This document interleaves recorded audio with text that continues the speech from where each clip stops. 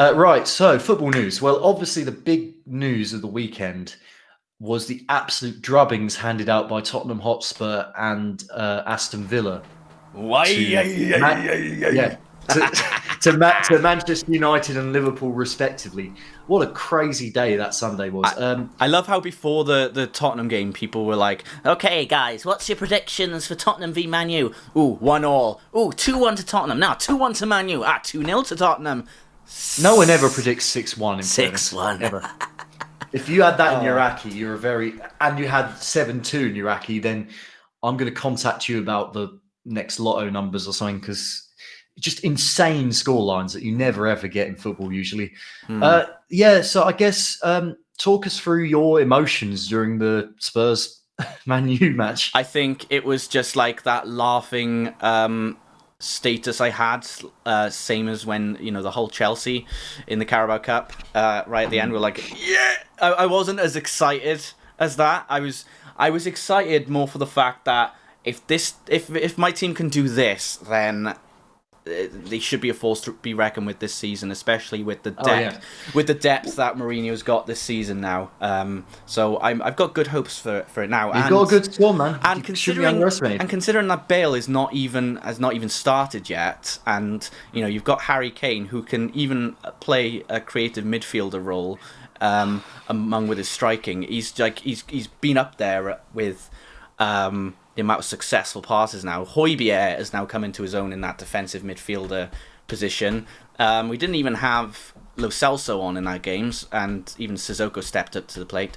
MS Winfield said, "I thought Man U Spurs was going to be just another game at Old Trafford when they went up 1-0 through a penalty." Yes, yeah, Man U got their penalty out the way straight away. Like I said in last week's podcast, sun rises in the morning, sets in the evening.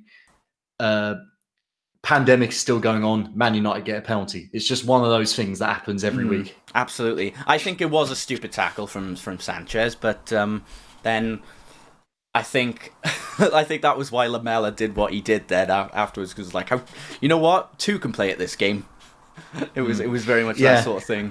We got Murray Man in the chat saying they have bold prediction sections on the NFL coverage on the NFL Network. Wish they would do something similar on Sky. Patrice, think of something like mad that might happen. Oh, Patrice Evra,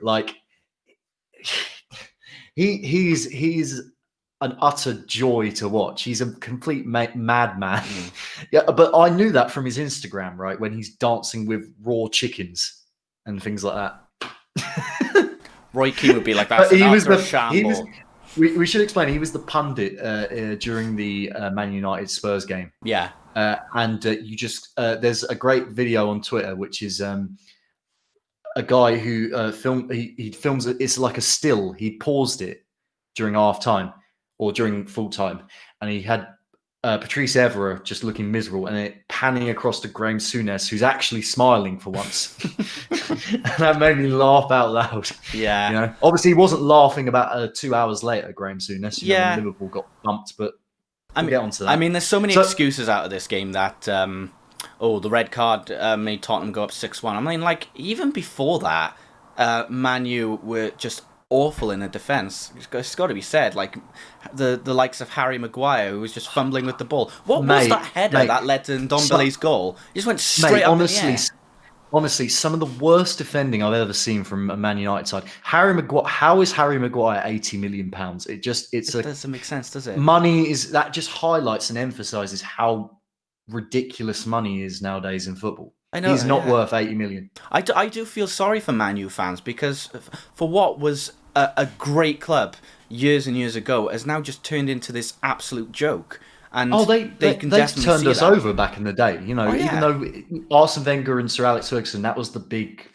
Yeah, and Murray Man even said, pull down his own man. You're like, well, what is even that about? And then they got really, apparently they got really angry during halftime because of the red card. And so that's probably why you saw they were lucky not to get more red cards from Luke Shaw. What is your view on the Lamela incident with Martial? The problem is, I can understand the whole. Yeah, it wasn't as bad as Lamela made it out to be, but the rules in itself state that an attack, any contact to the face is a red card. It was a stupid thing. Basically, he shouldn't have retaliated. Yeah, that's what I mean. It's like, no matter how much of a show Lamela made of it, he was always going to make a show of it. Exactly. Martial struck him in the face. So,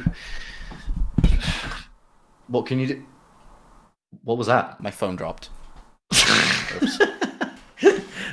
Yeah, your phone was angry at the Martial sending off. Clearly, it can go down better than Maguire can. So very good. Yeah. So I mean, Son. I just cannot emphasize this enough. How envious I am that you have a player like him. Because I know Man U's defense was awful, right? But you still need to put him in the back of the net, and boy, can that man put a goal away. Oh yeah, by all means. Like that's why Harry Kane has dropped back a bit and just created chances for Son, because Son can just burst through the defense, and you saw it with Chelsea. So I'm trying to get to a point where the sun is not really overshadowing my face, because it's like, go away. What's going on about a bloody sun? Just close your curtains or something. Yeah, there's so many botches in this episode. God damn it. No, like people mark Kane a lot in the box because they know how lethal he can be when that ball touches his foot, but they forget that we've got players like Son and Lamela, and even players like Ndombele now, and honestly, a front three of Son, Bale, and Kane is a scary prospect. Oh yeah, like have you heard how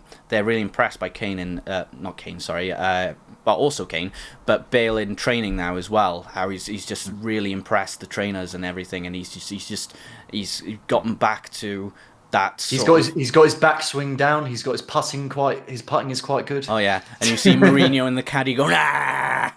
Yeah. I actually played golf yesterday. Funnily enough, yesterday morning. Yeah. It's one of those things that I've been playing for years and years and years, and either I'm really good at tee shots and really crap at putting, or vice versa. I can never find a good compromise. So it's one of those things that's psychological, golf.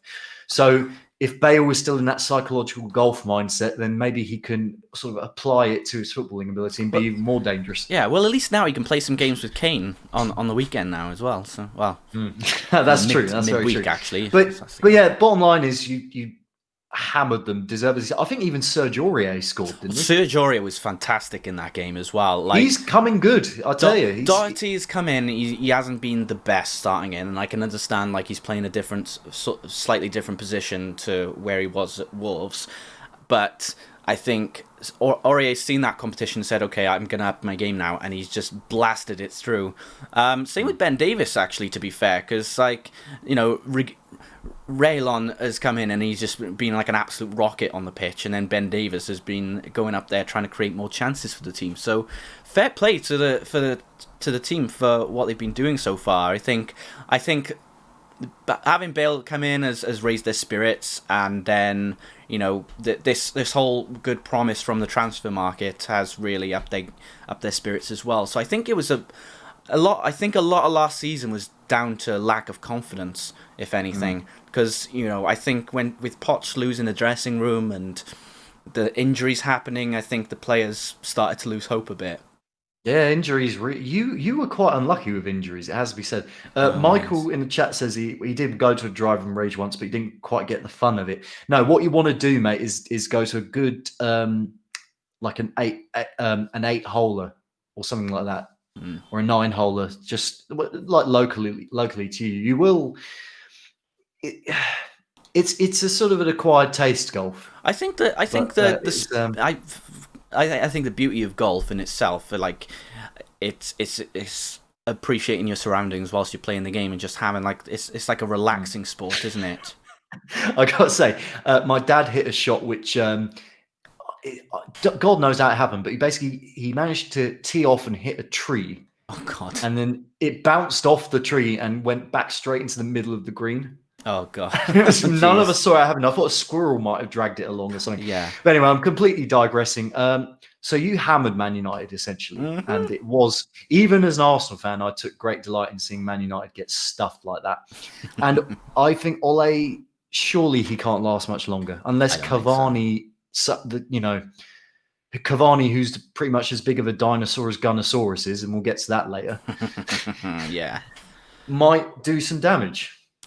Willie, though, that's the question. Exactly, Willie. You know, Unless he if can, Pogba, then if like Pogba's not even putting an Ole's effort in, surely done. yeah, if Pogba's not even putting an effort in, how is Cavani even going to receive the ball that much? Yeah, you do sort of think they're a bit of a sinking ship at the moment. But it's just nice as an Arsenal fan to see someone else who's a laughing stock for a change. Well, Because we've been one for far too long. Well, speaking of which, someone at some other team has revealed a chink in their armour. Oh yes, last weekend. Now this result, I kind of expected Man United to get stuffed by Spurs in a weird way. I did not expect at all the current champions of England to be absolutely pulverised by Aston Villa. I know. And fair play to Aston Villa for doing that. They bought Ollie Watkins, who even was linked with Spurs at one point, but they thought he costed too much. And then he looks like a great player, I tell you. Oh yeah, he netted a hat-trick in that game. Mm-hmm. And then Jack Grealish getting some goals in himself, and I feel even Ross Barkley scored. Barkley. Jesus Christ! You're bad then on that day if you have Ross Barkley scoring. In fairness, there was 3 deflected shots in that game that all went in. So there's an element of unluckiness, but still, Adrian for that first goal. There's absolutely no excuse. The way he, and it just brings my point back of the playing from the back, right? It only ever benefits the other team, from my experience. It's something that needs to be scrapped. But I feel like every Premier League team, that's just the way they play nowadays. And obviously, you have to blame the Liverpool high line, the defensive high line for that, because they were just it ended up just becoming so exposed, and the attackers were just getting in so easily and just pulverizing them. I know. I think the last. I wouldn't say it's an embarrassing defeat, but the last defeat, I think, was it the only defeats I've seen from last year or last season from Liverpool were I think there was one where just their youth squad was on because they were in the Super Cup or something like that, and then there was the knockout from Atletico that I think showed other teams that.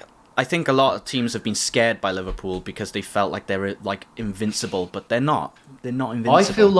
I feel like Mane was a massive loss. Oh yeah, Mane and Alisson. I mean, Alisson's a top keeper, right? Adrian's not half bad, but that midfield without Mane, Roberto Firmino looked like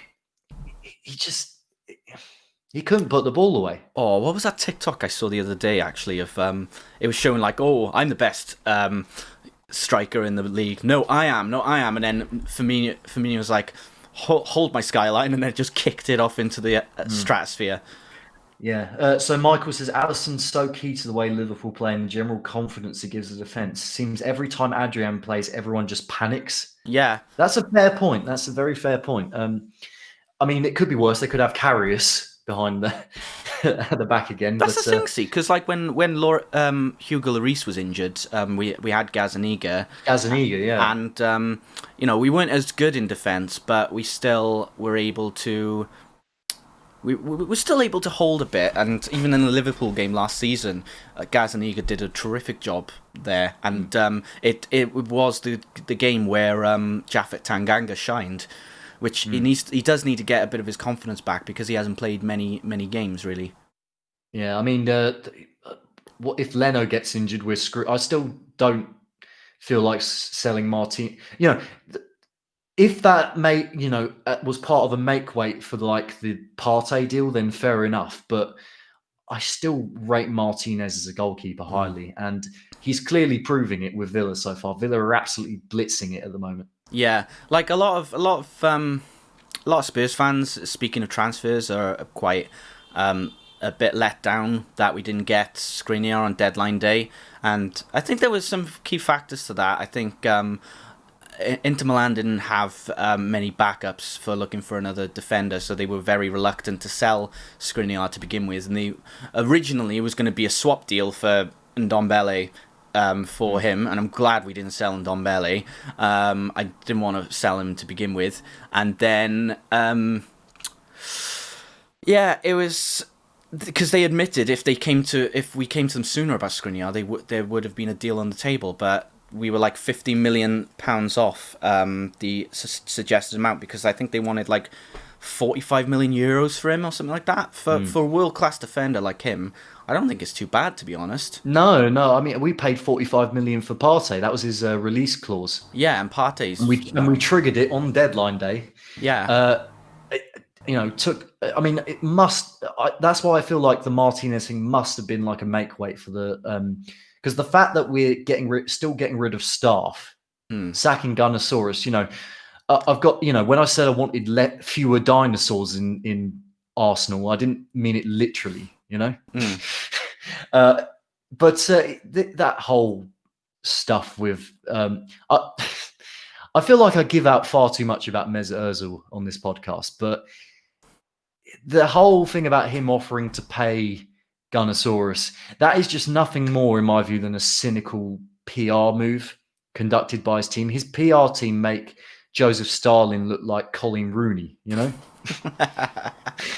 Oh, dear.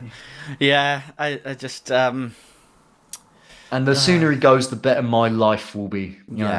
Apparently, he almost went to Saudi Arabia, is what I read just before coming on here on deadline day. One of those lucrative kind of tax-free moves, to Al Ahid or whatever, wherever these luxury players go.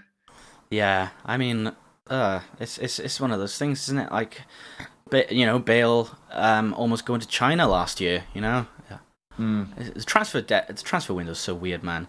Really is. Steve Hitchin is not gonna like January. But in terms of Thomas Partey, so I got this from the Metro. It's from Andy Yeardom, who's one of his teammates for Ghana. Says the way he keeps the ball in tight positions when you think he might lose it is really impressive. And that ball retention is something that we have struggled with, as a team in fixtures before. So that's always a good asset to have. He just stands out. It's hard to describe him as a certain type of player because I don't think I can. But personally, and this is going off what I see him in training and also the games he's played for Ghana, I think he has the attributes for the number 8 role and to be more of a box-to-box midfielder. Nice. Which is interesting because I always thought he would be the kind of player that sits in the hole in front of our centre-backs. I think he does. He seems like an all-around box-to-box, doesn't he? Or is that how? And that's why we ended up loaning out Torreira, which I'm really sad about. Actually, I feel like Torreira still had a role to play. I think he was one of the better players in your team. Definitely, I think so. Yeah, but again, if that was he went to was it Atletico he went to? So if that was another make weight as part of the Partey deal, then I can rest a bit easier. Yeah. So, but yeah, Gwen Doozy we also loaned out as well to Hertha Berlin. He's like, lost it a bit, isn't he? He's done, I think. Like, who did we loan? We loaned Ryan Sessegnon to Ryan Sessegnon. Like, I thought he was going to do quite well. He had a lot of potential when he's at Fulham, and then he just you just didn't play him. I think we had potential to play him. I don't know why we didn't, because he was he's now left winger for Hoffenheim on loan. Who else? One Foyth went to. Foyth, yeah. I do remember Foyth and his fantastic performance against us when it was 4-2. You remember that game? Yeah, One Foyth. Yeah, he's gone to Villarreal, and then there was someone else, but I can't remember who also went off. But Murrayman also asked, and this will probably be the next thing that we can talk about because it is quite recent, is the pay-per-view stuff from the Premier League. This is I've seen. I just feel, as if the Premier League's standards and practices can't let me down enough. Things like this come along. As if it wasn't expensive enough to begin with. Like it's such an add on Sky Sports and all that. So everything you already pay. In the Mosh Talks Discord, we were all talking about season ticket prices, and ours is like one of the most expensive in the league, And not just that, there's no it doesn't seem like they are covering season ticket holders who can't go to the stadiums, which is the way we did it, the way Arsenal did it, they might change it, but they essentially it was some sort of like they paid for a certain amount of your season ticket. Right. Okay. Some weird ballot thing where like I don't even know. Like they had to. Just the way we've laid off a bunch of staff has made me feel quite sad. Obviously Gunnosaurus being the latest one, the guy, our mascot. It just suggests that football, as we know, is going to continue to be under these restrictions with no fans coming in. I don't agree with a pay-per-view format at all. There's so much money that Sky provide the Premier League anyway, and ITV and stuff, and it's the thing where we got the fact we're going through a recession and people were losing their jobs, and they cut. It's the one thing they have to come back to is. But can you imagine paying, like, say your team plays four games in a month and they're not televised? Imagine that's 60 quid you've paid right there to watch those games. That's the maximum, and you can't.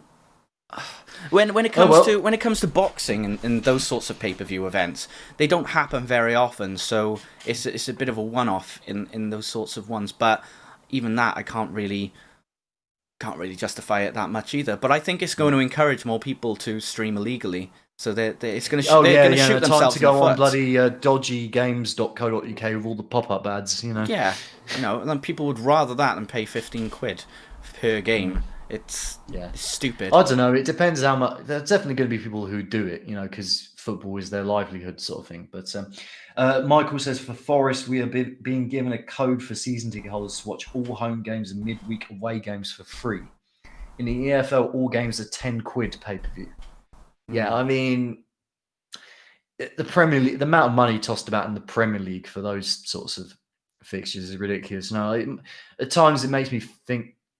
Championship clubs are more humble and more grounded in reality, whereas there's all this money floating about, and you just get the impression these people aren't with the real world. Because it does make you wonder if they were really suffering, they're charging like 15 quid for this, and where are they getting all this transfer money from? Like, how did Chelsea just fork out 200 million?